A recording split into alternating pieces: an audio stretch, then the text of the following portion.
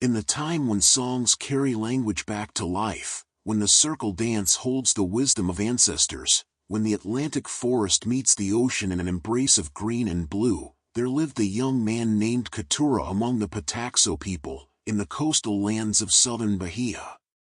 Katurã lived in his village near Bahia, where the forest came down to meet the sea, where red cliffs rose like ancient guardians above golden beaches, and where the rhythm of waves mixed with the calls of toucans and the whisper of wind through palm fronds. This was the land his people had returned to, had reclaimed, had chosen to revitalize after centuries of displacement and survival. It was late afternoon in the warm season, when the air hung heavy with moisture from the ocean, when the light turned golden green as it filtered through the canopy of the Atlantic forest. The village was preparing for the ancient ritual, the one that had always existed, the circle dance that connected the Pataxó to their deepest roots. Katurã had participated in the many times since childhood, had felt the power of moving in the circle with his community, voices rising together in call and response, feet finding the rhythm that had been carried forward through countless generations. But tonight would be different. Tonight, his uncle Tsapai, one of the village elders and a keeper of the old knowledge, had asked him to help lead the singing. "Nephew," Tsapai had said that morning, his weathered face serious but kind, "it is time for you to learn the deeper meanings of the songs we sing. The is not just dance and music, it is our identity made visible, our language made living, our connection to those who came before."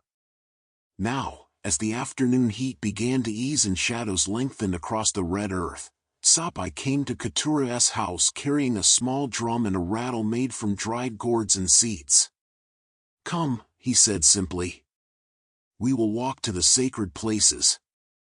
You cannot truly understand the until you have felt the land that holds it, until you have listened to the spirits that still dwell in the forest and along the shore." Katurã gathered his things, water in a gourd, a woven bag, a light cloth to wrap around his shoulders when the evening cooled. They set out from the village, walking a path that led into the Atlantic forest, that dense, green world so different from the Amazon but no less rich, no less alive with presence and story. The forest here was a tapestry of life. Giant trees rose overhead, their trunks wrapped in vines and bromeliads. Orchids bloomed in impossible colors, purple, yellow, white with crimson spots. The air was thick with the scent of growing things, of moisture, of earth rich with decomposing leaves. Birds called from every direction, parrots in raucous conversation, the clear whistle of the sabia, the mysterious cry of the aracua. As they walked, Tsapai began to speak, his voice taking on the rhythm of teaching, of story. "The is the oldest thing we have," he said, his feet finding the path without needing to look down. "When the elders speak of what survived, what was never lost even in the hardest times, they speak of the It has always existed. It is the ritual that makes us Pataxó." Katurã listened carefully, knowing that what sounded simple held layers of meaning. "The is a circle," Tsapai continued. "Always a circle.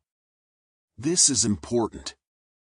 In the circle, there is no beginning and no end, no first and no last. Everyone faces the center together. Everyone moves together. This is how we survived, by staying in the circle, by moving as one body with many hearts." They came to a small clearing where a stream ran over smooth stones, creating a music of its own, gentle gurgles and splashes, the eternal conversation of water with earth. Tsapai paused here, cupping his hands to drink, then pouring a small offering back into the stream. "The water spirits are listening," he said quietly.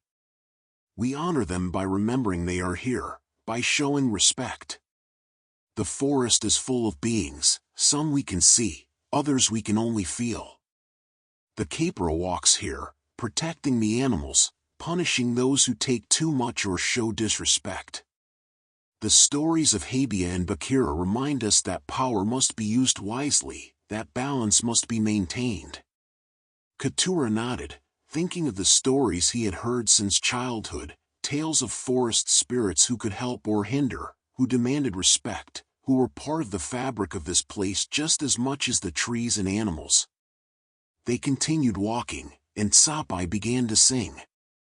His voice was not loud, but it carried, moving through the forest like another form of presence.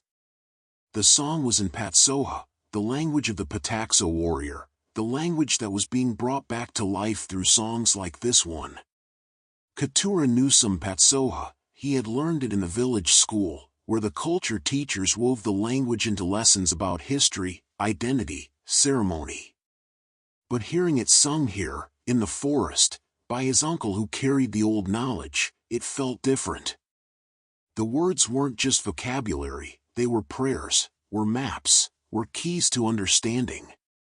The song spoke of walking through the forest, of asking permission from the spirits, of gratitude for the abundance the land provided. Each phrase was a teaching, each verse a reminder of how to live in right relationship with this place. When the song ended, they walked in comfortable silence for a time. The light was beginning to shift, taking on that particular quality of late afternoon when the world seems to hold its breath between day and evening. They emerged from the forest onto a cliff top overlooking the ocean. The view was breathtaking. The Atlantic stretched endlessly to the horizon, its surface catching the lowering sun and 1,000 dancing points of light. Below, waves rolled onto a golden beach, their rhythm eternal, patient, speaking in the language of foam and thunder. "This is Joacima," Sapai said, gesturing to the cliffs around them. "A sacred place.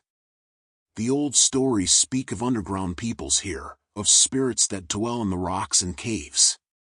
This is where the land meets the sea, where two worlds touch. Powerful places are always at boundaries, between forest and ocean, between day and night, between the visible and invisible."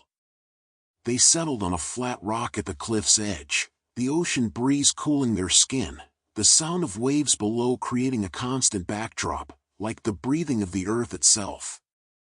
"I will teach you the deeper meanings of the awe songs now," Sapai said, his voice serious. "You must understand that these songs are not just about remembering the past. They are about bringing the past into the present, about keeping our identity alive, about teaching the next generation who they are." He picked up his drum and began a slow, steady rhythm. The awe has many different choreographies, many different songs. Each one has its own meaning, its own purpose. Some are for celebrating marriages. Some are for marking the seasons. Some are for honoring the ancestors. All of them together create the complete ceremony. The rhythm continued, hypnotic and grounding. Katurã felt his breathing slow to match it, felt his awareness expand to include the waves below, the wind around them, the vast sky above. "When we sing in Pataxó," Sapai said, still drumming, "we are doing more than making music. We are keeping the language alive. Each word we sing is a seed planted in the minds of the children who hear us. Each song is a lesson about our history, our values, our way of being in the world." He began to sing again, a call and response song, and gestured for Katurã to join him. Katurã added his voice, feeling how it blended with his uncle's, creating something stronger than either voice alone. The song spoke of the warrior spirit, of courage and resilience, of the Pataxó people surviving against impossible odds, of their determination to remain themselves despite centuries of pressure to disappear. It spoke of Bahia, their village that had endured since the 18th century, a continuous thread of presence in this land. As they sang, Katurã felt something shift. The boundary between himself and the landscape seemed to thin. He was still Katurã, still sitting on the cliff with his uncle, but he was also the wind, the waves, the red earth, the green forest. He was connected to all of it, part of one living whole.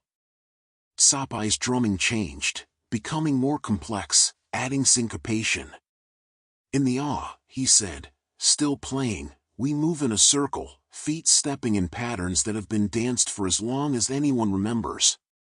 The movement itself is a prayer, a meditation, a way of being fully present in your body while also connecting to something larger.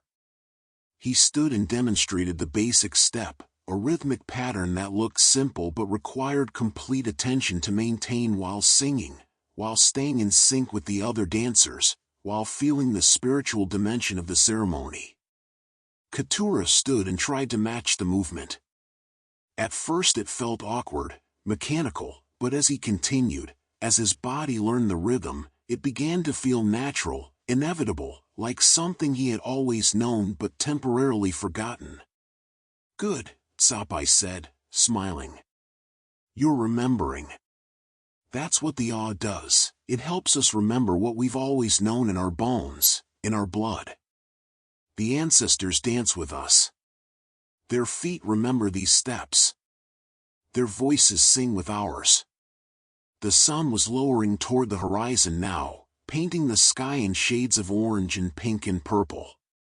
The ocean reflected the colors, becoming a mirror of the heavens. Seabirds called as they returned to their roosting places, their cries adding to the symphony of sound.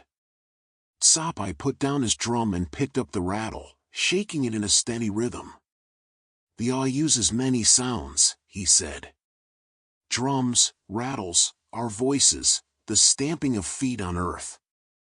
Sometimes in the old days, there was calm, the fermented drink made from manioc, shared in ceremony. Now sometimes alua. But the most important element is the circle, the voices joined together, the community moving as one.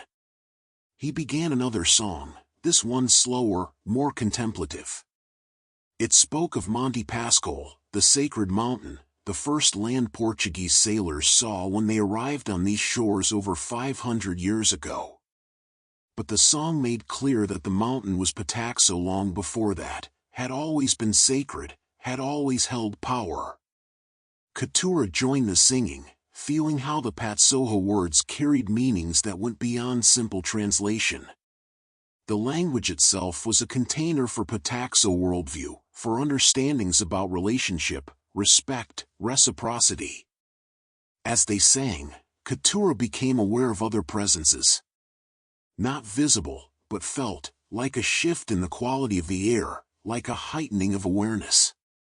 He thought of the spirits Sapai had mentioned, Katurã in the forest, the beings that dwelt in these cliffs, the ancestors whose bones had returned to the red earth but whose spirits remained, watching, guiding, blessing those who remembered them. Do you feel them? Sapai asked softly, pausing in his singing. Katurã nodded. Yes. They're here. They're listening. They're always here, Sapai replied. But when we sing the old songs, when we speak the language, when we honor the sacred places, they come closer. The boundary between the worlds becomes thin as mist, as the membrane between ocean and sky at sunset. They sat again on the rock, watching the sun sink lower. The temperature was dropping as evening approached, and Katurã wrapped his cloth around his shoulders, grateful for its warmth. Tonight at the awe, Sapai said, you will help lead the singing. You will stand in the circle with your community, and you will understand it differently than before. You will feel how the circle creates a container, a sacred space where the ordinary and the spiritual meet. You will feel the power of many voices singing as one. He paused, looking out at the ocean. The awe is how we teach our children who they are. When they dance in the circle, when they learn the songs in Pataxó, when they hear the stories woven through the music, they are learning their identity. They are connecting to thousands of years of Pataxó presence in this land. They are joining the long chain of generations. Katurã felt the weight and beauty of this responsibility. To lead the singing was not just a personal honor, it was a service to the community, to the language, to the continuation of Pataxó culture. The songs we sing are new and old at the same time, Sapai continued. Some have been passed down for countless generations, their words and melodies preserved exactly. Others are new compositions, created by culture teachers and elders to teach specific lessons, to address current challenges, to keep the tradition alive and relevant. Both are important. Both are authentic. The awe is not frozen in the past, it is alive, growing, adapting, while still maintaining its essential spirit. He picked up his drum again and played a complex rhythm, then shifted it, showing how variations could be introduced while keeping the fundamental pattern recognizable. This is how tradition works, he said. We honor what came before, we preserve the core, but we also add our own voice, our own moment, our own understanding. The ancestors expect this, they want us to be fully alive, fully present, not just copying mechanically. A flight of parrots passed overhead, their green bodies brilliant against the darkening sky, their calls loud and joyful. Sapai watched them with a smile. The birds teach us about freedom and return, he said. They fly far but always come back to their roost. Like the Pataxó, we were pushed away from these lands, but we returned. We reclaimed our territory, our language, our ceremonies. The awe helped us remember who we were, even when others wanted us to forget. As the last edge of the sun touched the ocean, creating a path of gold across the water, Sapai stood. It is time to return. The awe will begin when darkness falls. We must prepare. They walked back through the forest, and it was a different forest in the gathering dusk. The day birds had gone quiet, and the night creatures were beginning to stir. Frogs called from hidden pools. Insects created their evening chorus. The trees seemed larger, more present, their shadows deep and full of mystery. Sapai sang as they walked, teaching Katurã the songs he would need for tonight's ceremony. Each song was a lesson, about proper conduct, about respect for the forest, about the importance of community, about the courage and resilience of the Pataxó people. By the time they reached the village, the first stars were appearing overhead. Cooking fires were burning, and Katurã could smell manioc being prepared, fish grilling, the good sense of community sharing a meal. After eating, as full darkness settled over the village, people began to gather in the open space where the awe would be held. Someone had built a larger fire in the center, and its light flickered on the faces of the community, old and young, children barely walking and elders who had seen many seasons. The drummers took their places. The rattles were distributed. Sapai nodded to Katurã, and together they began the opening song, calling everyone into the circle. The circle formed slowly, naturally, people finding their places, children squeezed in between adults, everyone facing the center, the fire. The singing started softly and built, voices joining one by one until the whole community was united in sound. Then the movement began, the simple steps that looked easy but required concentration, the circular motion that created a living mandala, a wheel of people turning slowly around the fire, connected by song and rhythm and shared purpose. Katurã sang the call, and the community answered. Back and forth, question and response, a conversation in Pataxó that carried meaning beyond the words themselves. The language of the warrior. The language of resilience. The language of identity reclaimed. As the awe continued, as the circle turned and the songs flowed one into the next, Katurã felt what Sapai had promised. He felt the ancestors present, dancing with them, their feet making no sound on the earth but their spirits adding power to the ceremony. He felt the unity of the community, separate individuals becoming one body, one voice, one intention. He felt connected to all those who had danced this dance before him, to all those who would dance it after him. The circle extended backward in time and forward into the future, an unbroken chain of ceremony, of culture, of survival and revitalization. The songs cycled through different moods and purposes: celebration, mourning, teaching, blessing. Each had its place, its moment, its contribution to the whole. Children watched with wide eyes, learning, absorbing, becoming Pataxó through participation. The awe continued for hours, but time moved differently inside the circle. It could have been moments or days. What mattered was not the duration but the quality of presence, the depth of connection, the renewal of identity in community. Eventually, the ceremony reached its natural conclusion. The singing softened, the movement slowed, the circle gradually dissolved as people returned to being individuals, though carrying the unity with them in their hearts. Katurã found himself back in his own house, lying in his hammock, his body pleasantly tired, his mind peaceful, his heart full. He reviewed the songs in his mind, committing them more deeply to memory, feeling their power even in silence. He thought about the awe, how it was simple and profound at once, how it carried so much meaning in gesture and sound, how it created community and preserved culture through the simple act of moving together in a circle, singing together in Pataxó. He thought about the coastal landscape that held his people, the red cliffs of Chuacima, the green Atlantic forest, the golden beaches, the blue ocean.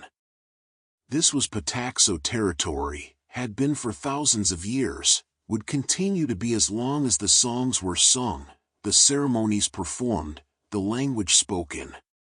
He drifted towards sleep with the rhythms of the awe still moving through him, the melodies playing in his mind, the words in Pataxó connecting him to his ancestors, his community, his future descendants. In his dreams, he danced in the circle again, but this time he could see all those who had ever danced it, countless generations stretching back to the beginning, all moving together, all singing, all connected by the thread of ceremony that could not be broken as long as even one person remembered. He dreamed of the forest spirits watching approvingly, of the ocean providing abundance, of Monte Pascal standing eternal as a marker of sacred presence.